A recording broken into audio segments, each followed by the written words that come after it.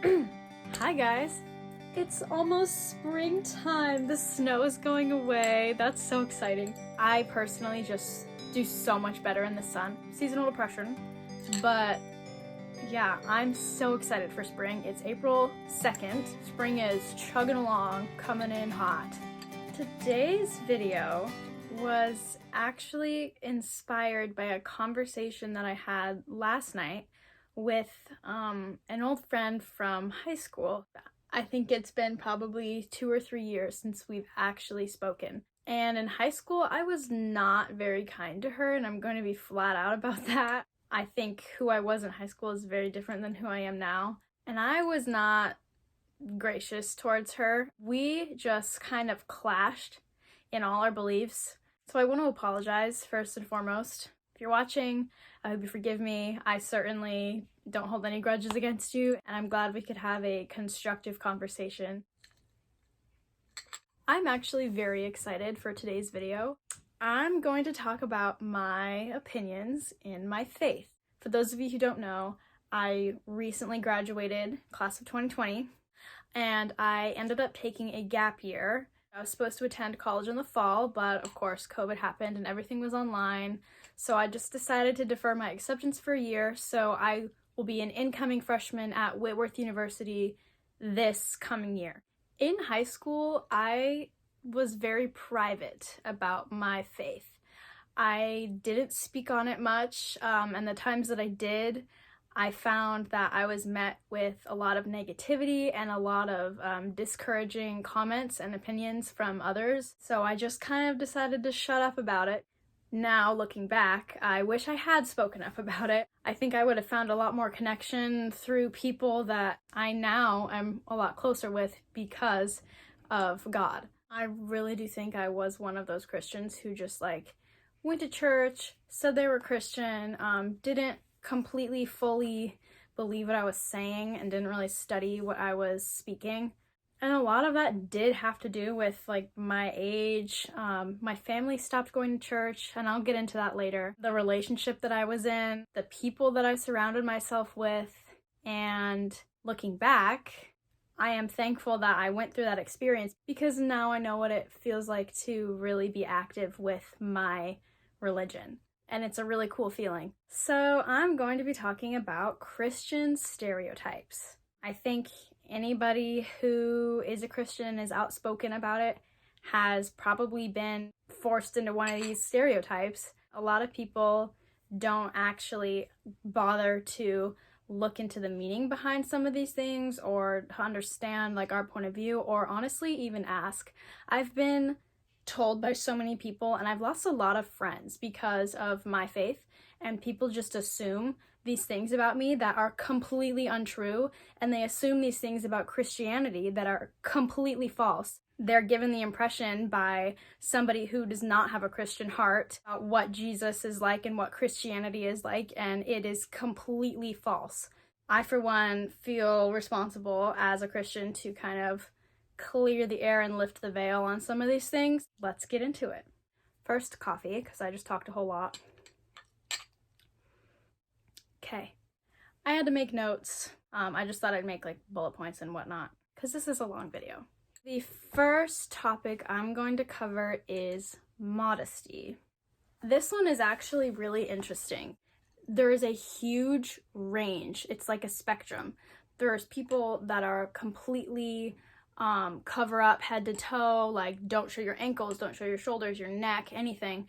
And then there are people who are I don't care, show whatever you want, it doesn't matter as long as you are with God. The Bible talks about treating your body with grace and respect and to honor God in all that we do. It's about your relationship with God and your body, and you should not conform to what anybody is telling you to do if it feels wrong. For example, if someone is telling you, show more skin, and you don't feel comfortable doing that, don't. And vice versa, if somebody is telling you, you need to cover up, and you don't think it's necessary, don't. By taking care of our bodies and how we feel mentally and physically, you are honoring God. The next topic I want to cover is dating, actually. My opinions on dating have changed tremendously in the last year or so, and I really think I might have to make a whole other video because I have a lot to say about it. My opinion on dating now is that you should never seek a guy over God. You should never change yourself or mold yourself so that a guy will find you attractive. I think that whole stereotype of like Christian girls only going to school so they can find like a husband, that's a very false way to live. I think as a woman, you should embrace yourself and embrace your body, the beautiful body that God created you. I read a quote somewhere that said a woman's heart should be so close to God that a man has to go through God to find her. And I think that is beautiful, and I think that's what honestly all young Christian girls should strive for. You should strive for your relationship with God to be so fruitful that you don't even think about a man, and then all of a sudden, out of nowhere, God will place a man in your life that will completely bless you, and you will do the same for him. There is a person out there for you. God has your match somewhere. When I stopped focusing on what I thought that men found attractive, God blessed me in the biggest way with the person I'm with now. When I stopped pretending to be somebody that I wasn't, God put this person in my life, and it completely enriched my experience. And if the relationship that you are in doesn't have God at its core, I think you probably will struggle a lot. I'm not talking about like sex before marriage, your body is a temple. That's not what I'm referring to. I'm simply talking about like your fundamental morals, like things you see as right or wrong that are like unchangeable to you. Your foundation. If the person you're with doesn't have Jesus in their heart, and you do, there's going to be conflict there. There's going to be things that you won't be able to talk about. There's going to be things that you can't express. My opinion, and from my experience, you need to be able to be 100% honest and open and vulnerable with your partner. If you can't be vulnerable with the person that you love, you're cutting yourself short of something so beautiful. And I can say that with confidence because I've experienced it. If anybody has gone through a really difficult relationship or an abusive or toxic relationship, feel free to DM me. I will link my Instagram. I will gladly talk about it. Religion doesn't even have to be part of the conversation. If you're not religious, like, I don't even want to bring that up if that makes you feel uncomfortable. Just know, like, I can be a resource. Okay, moving on.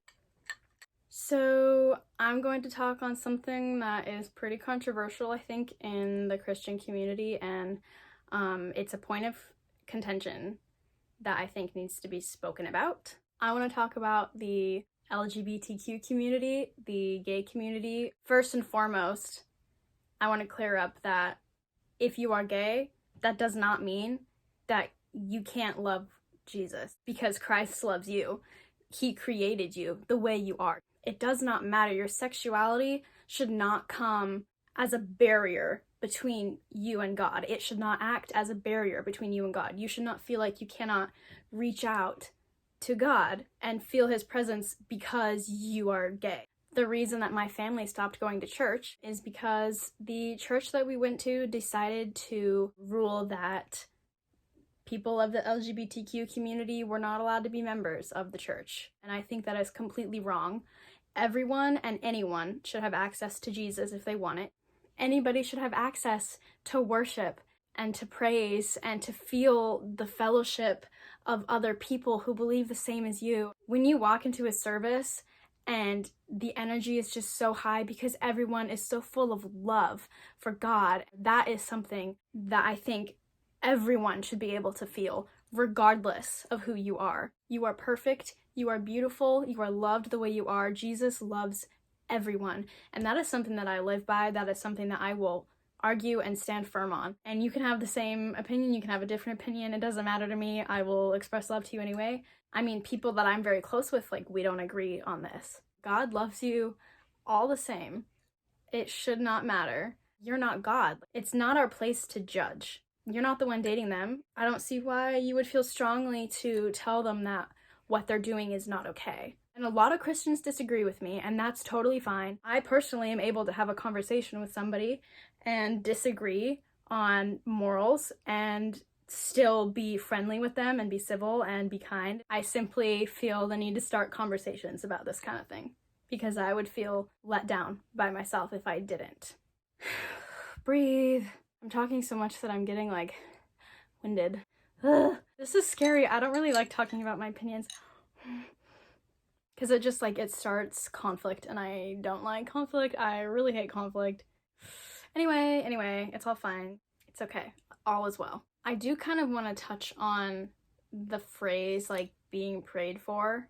As a Christian, like I do pray for people. I pray for people in my life. I pray for my family, my friends, my loved ones, people I've never met. However, I don't like approach somebody and say, I'm gonna pray for you. It's almost condescending to like say that to somebody. Like if they're opening up to you about their struggles and you just say, I'm so sorry, let me pray for you.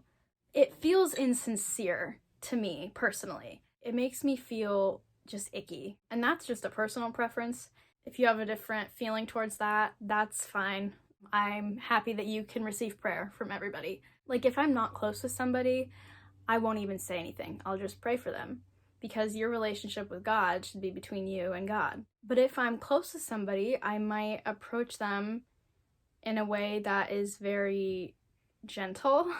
People have a very closed mind when talking about Christianity and faith and religion, and I find that it only occurs with Christians. I've never had an experience with a Christian who's been close-minded about other religions. I personally think other religions are very interesting because all I know is Jesus, but other people don't, and I'm curious to know why. However, I've received a lot of backlash and negative comment from other people who are not Christians about my religion.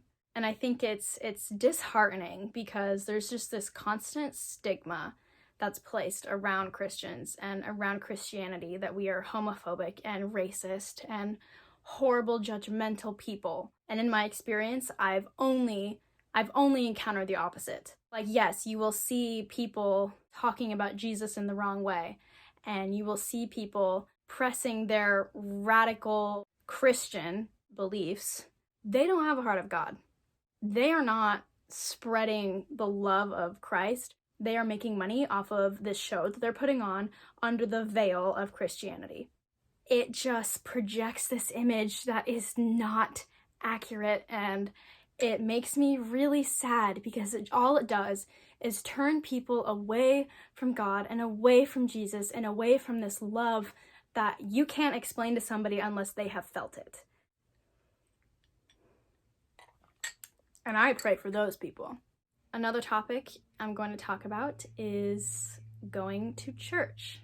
Me personally, I used to think that as a Christian, you did right by going to church every Sunday and that was all you needed to do. Going to church was what Christians did. I thought that it tells us in the Bible to go to church every Sunday. I didn't know that I hadn't read the Bible, honestly. Like, I was a dishonest Christian when I was younger. Like, I had grown up hearing Bible stories, and I went to Awanas, Bible camps and whatnot, but I had never actually opened a Bible and, like, read chapters, processed and understood what I was reading. I had never bothered to do that. Now, I haven't gone to church since Christmas, actually. I've found that, for me, what works best is just studying the Bible through devotionals and Bible journaling and doing these things on my own time. When I feel called to open my Bible, I open my Bible. When I feel that I'm struggling, I will talk to God.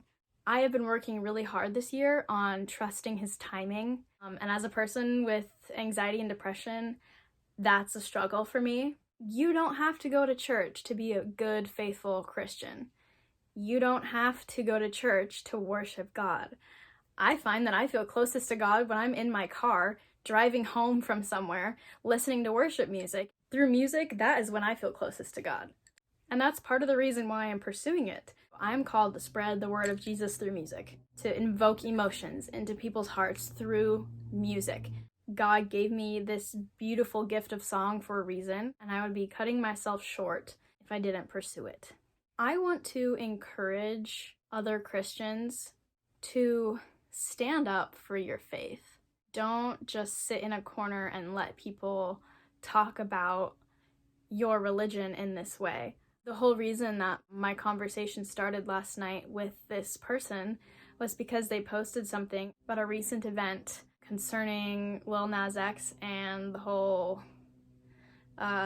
music video.